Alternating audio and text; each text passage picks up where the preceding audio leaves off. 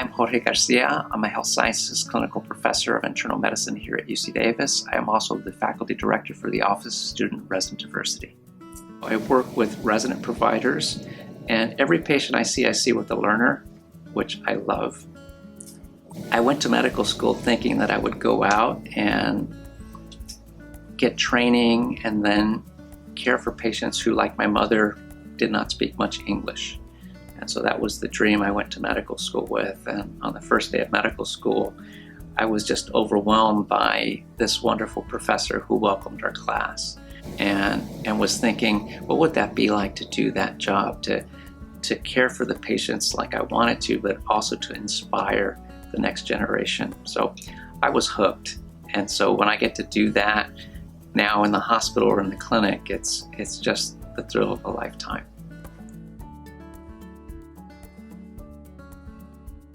The professor who got up was an underrepresented faculty member. And when I saw him just be so fabulous, I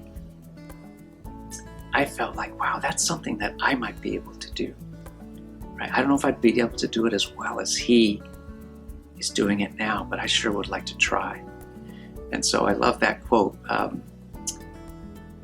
that you can't be what you can't see, right? So just being able to be someone that students can see, and even with all my faults, to say, if he can do it, maybe I can too.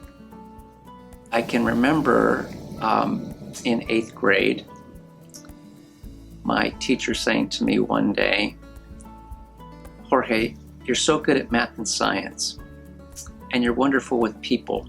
You're the class president, you always make people laugh and make them feel comfortable. I think a career you should consider is medicine.